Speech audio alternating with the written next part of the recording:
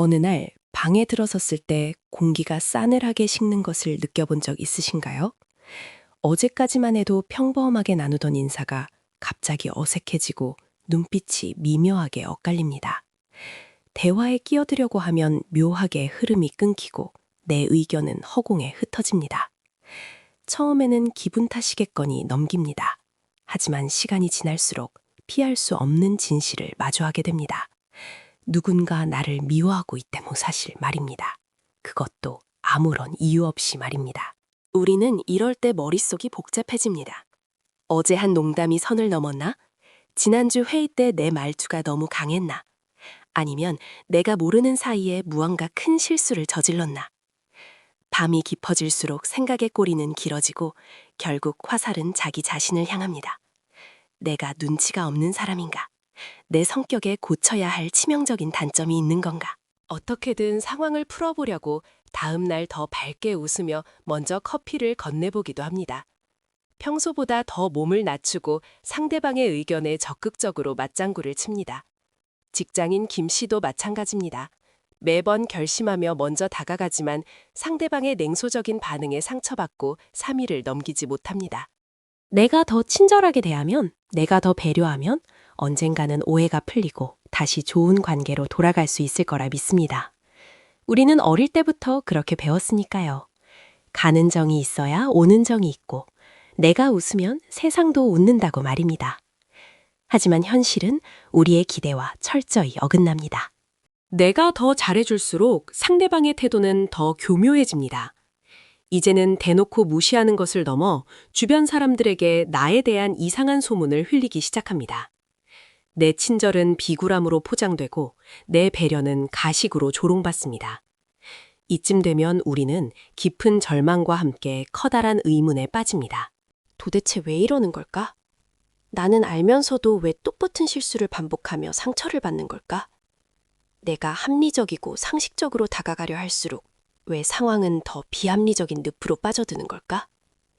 연구를 보면 답이 나옵니다. 우리는 보통 다른 사람의 적대적인 행동을 마주하면 그 원인이 나에게 있다고 생각하는 경향이 있습니다. 내가 원인을 제공했으니 결과가 돌아왔다는 아주 단순하고 직선적인 인과관계로 세상을 해석하려는 뇌의 본능 때문입니다. 뇌는 불확실성을 가장 싫어합니다. 이유 없이 미움을 낳는다는 것은 뇌의 입장에서는 해석할 수 없는 혼란스러운 상태입니다. 그래서 뇌는 차라리 내 안에서 문제의 원인을 찾는 쪽을 택합니다. 내가 잘못했다고 인정해버리면 적어도 이 상황을 통제하고 바꿀 수 있다는 착각을 주기 때문입니다. 하지만 심리학과 행동과학의 방대한 데이터는 우리의 이런 믿음이 완전히 틀렸다고 말합니다. 누군가 당신을 아무 이유 없이 공격할 때 그 원인의 99%는 당신이 아니라 당신을 공격하는 그 사람의 내면에 존재합니다. 유명한 대학의 연구에 따르면 사람들의 95%가 이런 관계의 함정에 빠져 스스로를 자책합니다. 실험 참가자들은 자신이 매우 합리적으로 상황을 분석하고 있다고 믿었지만 결과는 정반대였습니다. 그들은 상대방의 비합리적인 공격성을 자신의 탓으로 돌리는 심각한 인지적 오류를 범하고 있었습니다. 이 현상의 규모를 일상적인 비유로 설명해 보겠습니다. 길을 걷다가 갑자기 하늘에서 우박이 떨어져 머리를 맞았다고 상상해 보세요. 이때 내가 오늘 파란색 셔츠를 입고 나와서 하늘이 화가 나 우박을 내렸다고 자책하는 사람은 없을 것입니다. 우박은 그저 대기 중의 기온과 습도, 바람의 조건이 맞아떨어져 생성된 자연현상일 뿐입니다. 당신이 파란색 셔츠를 입든 빨간색 셔츠를 입든 우박은 떨어질 곳에 떨어집니다. 아무 이유 없는 미움과 공격성도 이와 똑같습니다. 그것은 상대방 내면의 날씨가 만들어낸 우박입니다. 당신이 그 자리에 서 있었을 뿐 당신의 옷 색깔이나 걸음걸이와는 아무런 상관이 없습니다. 그런데도 우리는 끊임없이 자신의 옷 색깔을 원망하며 마음의 병을 얻습니다. 공격을 하는 사람들의 심리 상태를 분석한 통계 데이터를 보면 놀라운 사실이 드러납니다. 그들은 자신이 공격할 대상을 고를 때 상대방의 단점이나 잘못을 보고 고르지 않습니다. 오히려 상대방이 가진 긍정적인 특성, 안정감, 성실함, 진정성 등을 감지하고 타겟으로 삼는 경우가 압도적으로 많습니다. 10명 중 7명의 가해자가 자신보다 더 나아 보이거나 정서적으로 안정된 사람을 향해 까닭 없는 적대감을 드러냈습니다. 이건 단순히 소수의 이상한 사람들만의 문제가 아닙니다. 우리 주변의 수많은 조직과 모임에서 매일같이 벌어지는 보편적인 현상입니다. 멀쩡해 보이던 직장 동료가 갑자기 나를 괴롭히고 다정했던 지인이 어느 순간 나를 깎아내리기 시작합니다. 왜 이런 현상이 일어날까요? 뇌과학이 답을 줍니다. 이해할 수 없는 이 현상의 밑바탕에는 심리학에서 말하는 아주 강력한 방어 기제가 숨어 있습니다. 어려운 용어를 쓰기 전에 우리가 일상에서 흔히 겪는 상황을 먼저 떠올려 보겠습니다. 영화관에서 영화를 보는데 갑자기 화면에 아주 흉측하고 끔찍한 괴물이 나타났다고 해보죠. 너무 무서운 나머지 눈을 질끈 감아버리고 싶지만 그럴 수 없다면 우리는 어떻게 할까요? 아마도 영사기를 부숴버리거나 스크린을 찢어버리고 싶을지도 모릅니다. 화면에 비친 것이 너무나 보기 고통스럽기 때문입니다. 사람의 마음도 이와 똑같이 작동합니다. 누구나 자기 마음속 깊은 곳에는 스스로 인정하고 싶지 않은 흉측한 괴물들이 살고 있습니다. 나는 사실 능력이 부족하다는 깊은 열등감, 나는 누구에게도 진심으로 사랑받지 못할 거라는 끔찍한 불안감, 나는 겉보기와 달리 아주 게으르고 이기적인 사람이라는 뼈아픈 진실 같은 것들입니다. 평소에는 이런 감정들을 마음의 아주 깊은 지하실에 가두고 튼튼한 자물쇠를 채워둡니다. 그리고 겉으로는 아주 당당하고 괜찮은 사람인 척 포장하며 살아갑니다. 그런데 어느 날 내 앞에 어떤 사람이 나타납니다. 그 사람은 억지로 꾸미지 않아도 자연스럽게 사람들과 어울리고 조용하지만 단단한 자신감을 가지고 있으며 누가 보지 않아도 자신의 일을 묵묵히 해내는 성실함을 가졌습니다. 그 사람을 보는 순간 지하실의 자물쇠가 부서지며 내면의 괴물들이 뛰쳐나오기 시작합니다. 뇌의 감정 중추인 편도체는 이 상황을 엄청난 생존의 위협으로 감지합니다. 이성적인 판단을 담당하는 전두엽이 상황을 파악하기도 전에 편도체는 이미 사이렌을 올리며 온몸에 경고 신호를 보냅니다. 저 사람 때문에 내가 숨기고 싶었던 나의 초라한 진짜 모습이 들통날 것 같다는 극도의 공포를 느끼는 것입니다. 뇌는 이 고통스러운 공포를 피하기 위해 아주 놀라운 마술을 부립니다. 내 안에 그 흉측하고 불편한 감정들을 싹 모아서 상대방에게 휙 던져버리는 것입니다. 그리고는 이렇게 믿어버립니다. 내가 이상한 게 아니라 저 사람이 이상한 거야. 내가 열등한 게 아니라 저 사람이 잘난 척을 하는 거야. 내가 꼬인 게 아니라 저 사람이 가식적으로 행동하는 거야. 자기 마음속에 있는 쓰레기를 남의 마당에 몰래 버려두고는 저 집 마당에서 냄새가 난다고 손가락질을 하는 격입니다. 이것을 심리학에서는 마음의 투사라고 부릅니다.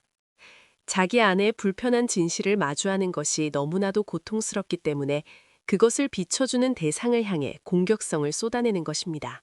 세상에 사람이 그렇게 많은데 왜 하필 당신이었을까요? 왜 유독 당신에게만 그런 가혹한 감정이 향하는 걸까요? 이 상황을 이해하려면 방 안에 놓인 수많은 거울들을 상상해보면 됩니다. 어떤 거울은 먼지가 잔뜩 끼어 흐릿하고 어떤 거울은 너무 작아서 얼굴 한쪽만 겨우 보이고 어떤 거울은 각도가 심하게 비뚤어져 있습니다. 그런데 방 한가운데에 아주 맑고 커다랗고 깨끗한 거울이 정면을 향해 놓여 있습니다. 이 방에 들어온 사람의 시선은 당연히 그 맑고 커다란 거울로 향할 수밖에 없습니다. 그 거울에 비친 자기 자신의 모습이 너무나도 선명하고 적나라하게 보이기 때문입니다. 피할 수도 없고 숨을 수도 없습니다. 당신이 바로 그 맑은 거울이었던 것입니다. 당신이 가진 특유의 평온함, 거짓 없는 진정성, 무해한 미소 같은 것들이 그 사람에게는 자기 안의 텅 빈 결핍을 가장 뼈아프게 비추는 도구로 작동한 것입니다. 흐릿한 거울은 안 보인다고 무시하면 그만입니다. 비뚤어진 거울은 거울이 이상하다고 탓하면 됩니다. 하지만 너무나 맑고 투명한 당신이라는 거울 앞에서는 변명할 거리가 없습니다. 자기 내면의 끔찍한 모습이 고스란히 비치니까요. 뇌면 이 엄청난 인지적 고통에서 벗어나기 위해 단 하나의 극단적인 해결책을 선택합니다. 바로 그 거울을 산산조각 내버리는 것입니다. 거울을 깨버려야 내 흉측한 모습을 더 이상 보지 않을 수 있으니까요. 당신을 괴롭히는 사람들은 아무나 무작위로 공격하지 않습니다. 자기보다 확실히 못하다고 느끼거나 자기에게 쩔쩔매는 사람에게는 오히려 아주 관대하고 너그러운 태도를 취합니다. 왜냐하면 그런 사람들은 자신의 열등감을 자극하는 맑은 거울이 아니기 때문입니다. 그들은 당신이 약해서 만만해서 공격하는 것이 아닙니다. 당신이 도저히 무시할 수 없을 만큼 진짜이고 단단한 무언가를 가졌기 때문에 그토록 정야하게 당해하는 것입니다. 그런데 여기서 반전이 있습니다. 우리가 알고 있던 상식이 틀렸습니다. 우리는 보통 남을 괴롭히고 뒤에서 험담을 주도하는 사람들을 보면 겉으로 드러나는 그들의 당당한 태도에 압도당하기 쉽습니다. 목소리도 크고 주동력도 있고 사람들을 몰고 다니는 모습을 보며 저 사람은 기가 세고 자존감이 높아서 저러는구나 라고 생각합니다. 하지만 행동과학의 깊은 연구 결과들은 우리의 이런 직관을 완전히 뒤집어 엎습니다. 1996년에 발표된 공격성에 관한 아주 기념비적인 연구 결과가 있습니다. 흔히 사람들은 자존감이 낮은 사람이 남을 공격한다고 생각했지만 데이터를 분석해보니 놀라운 패턴이 나타났습니다. 실제로 가장 극단적이고 끈질긴 공격성을 보이는 사람들은 자존감이 낮은 사람이 아니라 자아상이 위협받는 사람들이었습니다. 즉, 자신에 대해 아주 거창하고 훌륭한 이미지를 만들어 놓고 그것을 진짜라고 굳게 믿으며 살아가는 사람들이 그 부풀려진 이미지가 바늘에 찔려 터질 것 같은 위기를 느낄 때 폭발적인 방어적 공격성을 보인다는 것입니다. 쉽게 비유하자면 바람이 잔뜩 들어간 풍선과 같습니다. 바람이 빠져 쭈글쭈글한 풍선은 찔러도 소리 없이 구멍만 날 뿐입니다. 하지만 터지기 직전까지 공기를 빵빵하게 불어넣은 팽창된 풍선은 아주 작은 가시 하나만 스쳐도 엄청난 파열음을 내며 산산조각이 납니다. 당신은 그 사람을 찌르려고 가시를 들이민 적이 없습니다. 당신은 그저 당신의 방식대로 조용히 숨을 쉬며 당신의 삶을 살아가고 있었을 뿐입니다. 하지만 억지로 부풀린 가짜 자존감으로 버티고 있던 그 사람에게는 자연스럽고 진실하게 존재하는 당신의 존재 자체가 자신의 풍선을 위협하는 날카로운 가시로 인식된 것입니다. 그리고 이들의 공격은 우리가 흔히 말하는 질투라는 단어 하나로는 설명하기 어려울 만큼 복잡하고 파괴적입니다. 심리학자들은 질투와 시기를 아주 엄격하게 구분해서 설명합니다. 질투는 내가 이미 가지고 있는 것을 남에게 빼앗길까봐 두려워하는 감정입니다. 내 친구가 다른 사람과 더 친해질까봐 조바심이 나는 것이 질투입니다. 하지만 시기라는 감정은 차원이 다릅니다. 시기는 내가 가지지 못한 것을 남이 가지고 있을 때 느끼는 감정입니다. 그런데 이 시기의 본질은 저 사람이 가진 것을 나도 갖고 싶다라는 부러움의 수준이 아닙니다. 1957년에 발표된 정신분석학의 깊은 연구에 따르면 시기심의 진짜 얼굴은 상대방이 가진 그 좋은 것 자체를 철저하게 망가뜨리고 오염시키고 싶은 무서운 파괴 충동입니다. 목이 말라 죽어가는 사람이 있습니다. 그런데 옆마을에 갔더니 아주 맑고 시원한 샘물이 솟아나고 있습니다. 정상적인 사람이라면 그 샘물을 얻어 마시며 갈증을 달랠 것입니다. 하지만 깊은 시기심에 사로잡힌 사람은 다릅니다. 자기가 그 물의 주인이 될 수 없다면 차라리 그 맑은 샘물에 진흙을 퍼붓고 오물을 던져서 누구도 마실 수 없는 썩은 물로 만들어버리고 싶어 합니다. 맑은 물이 존재한다는 사실 자체가 자신의 지독한 갈증을 너무나 고통스럽게 일깨우기 때문입니다. 당신을 향한 뒷담화, 은근한 따돌림, 교묘한 이간질 같은 행동들이 바로 당신이라는 맑은 샘물에 진흙을 퍼붓는 행위입니다. 그들은 당신의 자리를 빼앗고 싶은 것이 아닙니다. 당신이 가진 그 특유의 분위기, 사람들의 좋은 평판, 흔들리지 않는 평온함, 그 자체가 이 세상에서 부서지고 사라지기를 바라는 것입니다. 그래야만 자기 안에 타는 듯한 결핍감이 조금이라도 위로받을 수 있다고 착각하기 때문입니다. 이들은 특히 내면이 한없이 취약하지만 겉으로는 완벽해 보이려고 애쓰는 특성을 가집니다. 그래서 절대로 당신 앞에 정면으로 나서서 싸우지 않습니다.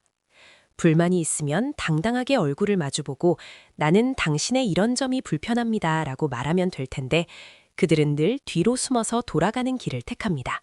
왜 그럴까요? 뒤에서 남을 조종하고 험담하는 사람이 더 치밀하고 대담한 성격일 것 같지만 심리학의 관점에서 보면 이들은 내면의 수치심이 감당할 수 없을 정도로 거대한 사람들입니다. 12년 동안 수치심 하나만을 깊게 파고든 질적 연구의 결과를 보면 수치심이 깊은 사람들은 자신의 취약한 진짜 모습이 남들에게 들통나는 상황을 죽음보다 더 두려워합니다.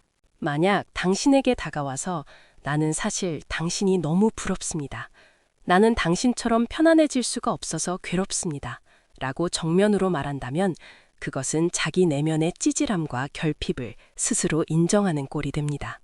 수치심 덩어리인 그들에게 그것은 절대로 불가능한 선택입니다. 그래서 그들은 아주 어두운 방에 숨어서 돌을 던지는 방식을 택합니다.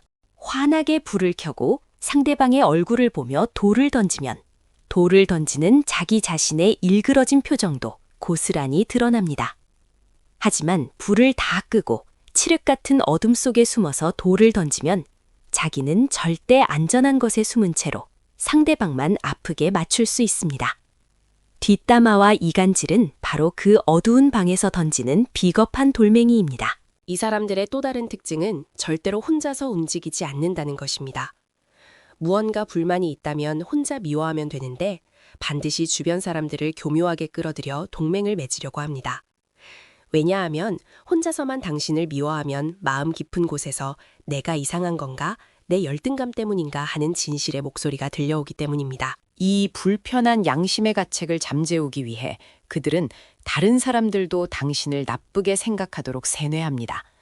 여러 사람이 함께 당신을 욕하게 만들면 봐봐, 나만 저 사람을 싫어하는 게 아니잖아. 내 판단이 맞은 거고 저 사람이 진짜 문제인 거야. 라고 스스로에게 면죄부를 줄 수 있기 때문입니다. 그렇다면 우리는 어떻게 해야 할까요? 이 모든 억울하고 기막힌 메커니즘을 이해하고 나면 우리는 자연스럽게 행동의 방향을 고민하게 됩니다. 내 잘못이 아니라는 것은 알겠는데 계속해서 나를 향해 날아오는 저 보이지 않는 돌멩이들을 어떻게 피해야 할까? 이런 상황에 처했을 때 선량하고 합리적인 사람들이 가장 많이 선택하는 두 가지 대처법이 있습니다. 그리고 비극적이게도 이 두 가지 방법 모두 상황을 해결하기는커녕 더욱 악화시키는 기름이 됩니다. 첫 번째는 더 잘해주기입니다. 우리는 갈등을 겪으면 상대방의 마음을 돌리기 위해 평소보다 과하게 친절을 베풀고 간식을 챙겨주거나 칭찬을 건네며 분위기를 풀어보려 노력합니다. 하지만 당신을 투사의 대상으로 삼고 시기심에 불타는 사람에게 당신의 친절은 절대로 선의로 해석되지 않습니다. 그들의 심리적 필터를 거치는 순간 당신의 배려는 나를 동정하는 건가? 자기가 나보다 우위에 있다고 과시하는 건가? 라는 아주 기괴한 해석으로 변질됩니다. 더 무서운 점은 당신이 더 착하게, 더 다정하게 굴수록 상대방이 마주해야 하는 거울은 더욱 맑고 투명해진다는 사실입니다. 당신이 선의를 베풀수록 그 사람의 내면에서는 저렇게 착하게 구는 걸 보니 내 속이 더 꼬인 것처럼 느껴지잖아.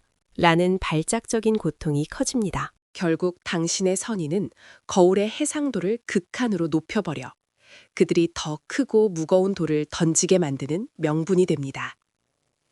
두 번째 방법은 적극적으로 해명하기입니다.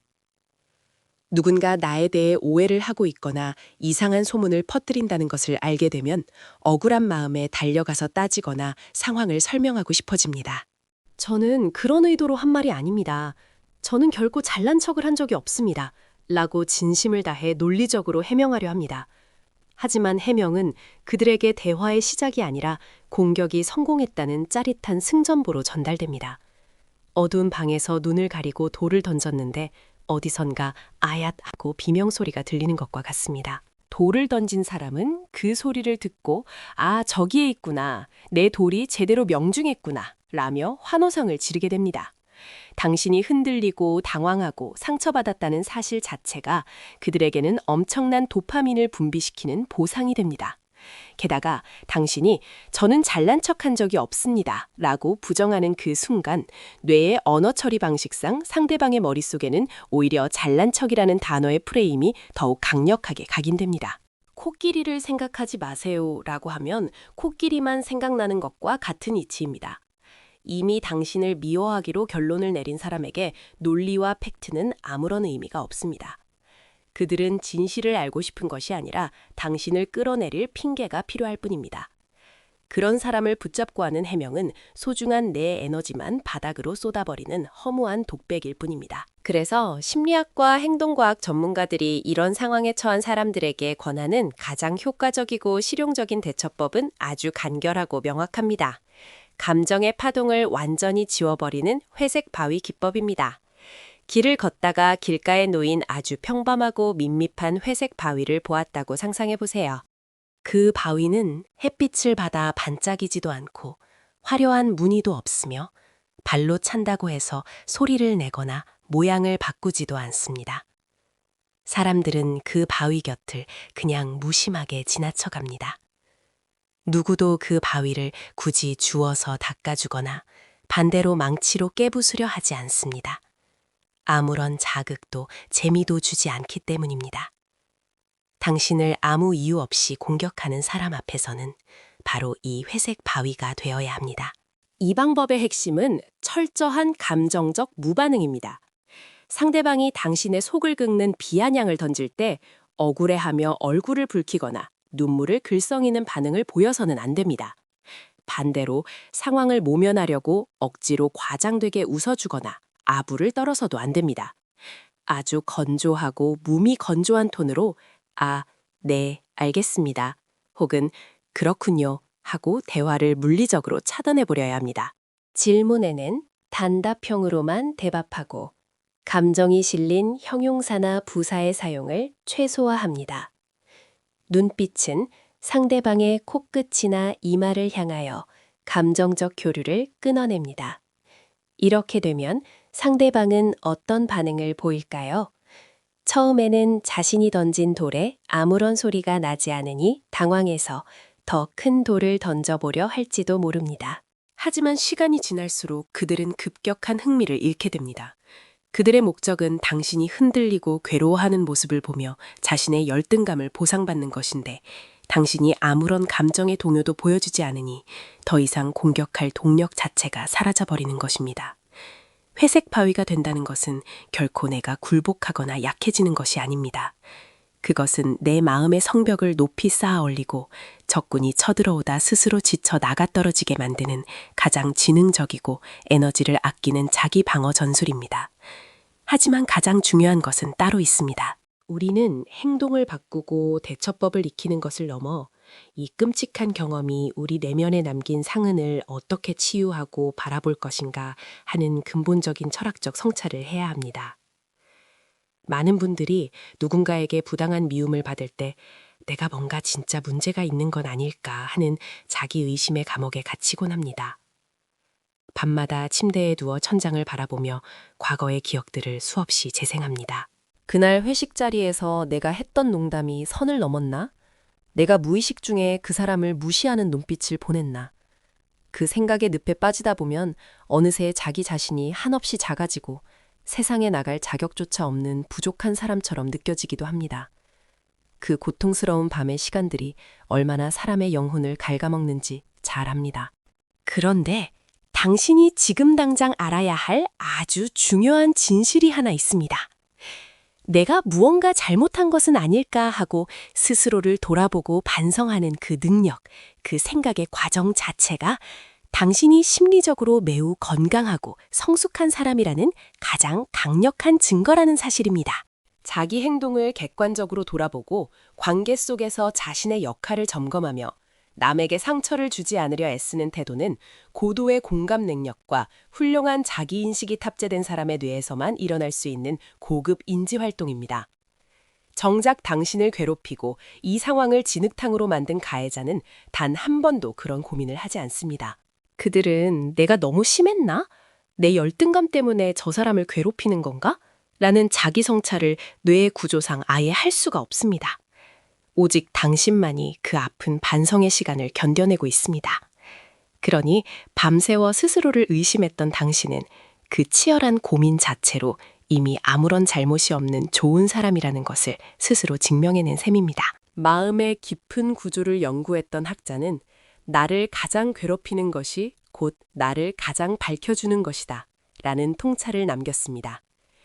누군가가 아무런 이유 없이 당신을 맹렬하게 미워하고 끌어내리려 한다는 것은 역설적으로 당신 안에 그만큼 눈부시고 아름다운 무언가가 존재한다는 뜻입니다. 당신이 가진 그 고요한 빛이 누군가의 칠흑 같은 어둠을 너무나 적나라하게 비춰버렸고, 어둠 속에 숨고 싶었던 그 사람은 빛을 견디지 못해 당신이라는 등불을 깨뜨리려 한 것뿐입니다. 거울은 암울한 죄가 없습니다. 맑은 거울은 그저 자신의 본질대로 세상을 투명하게 비출 뿐입니다.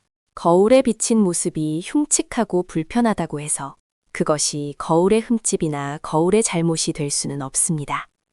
그건 오로지 거울 앞에 선 그 사람 스스로가 평생 짊어지고 가야 할 자신의 몫이자 자신의 비극입니다. 이제부터 누군가 당신을 이유 없이 미워할 때 마음속으로 조용히 속삭여 보십시오. 저 사람이 지금 내 앞에서 자신의 끔찍한 지하실을 들키지 않으려고 필사적으로 발버둥치고 있구나. 나의 맑음이 저 사람의 탁함을 비춰버렸구나. 우리는 인간이기에 다른 사람의 시선에 흔들리고 상처받을 수밖에 없는 연약한 존재들입니다. 때로는 정말 비합리적이고 이해할 수 없는 타인의 적의 앞에서 무너져 내리기도 합니다. 하지만 인간의 심리가 어떻게 작동하는지 그 이면의 톱니바퀴들을 이해하고 나면 우리는 더 이상 원인모를 자책의 늪에 빠져 허우적대지 않을 수 있습니다. 당신을 미워하는 사람이 있다는 것은 당신에게 고쳐야 할 결함이 있다는 뜻이 결코 아닙니다. 그것은 당신이 누군가의 어두운 세상 속에서 도저히 무시할 수 없을 만큼 밝고 고요하게 잘 빛나고 있었다는 가장 확실한 증거입니다. 오늘 밤 잠자리에 들기 전에는 늘 하던 그 아픈 질문을 조용히 바꿔보시기를 바랍니다. 내가 도대체 뭘 잘못한 걸까? 라는 무거운 질문 대신에 내가 그동안 꽤 단단하게 내 삶을 잘 살아가고 있었구나 라는 따뜻한 인정으로 말입니다. 당신의 잘못이 아니었습니다. 당신은 당신의 맑음을 유지한 채로 충분히 평온해질 자격이 있습니다.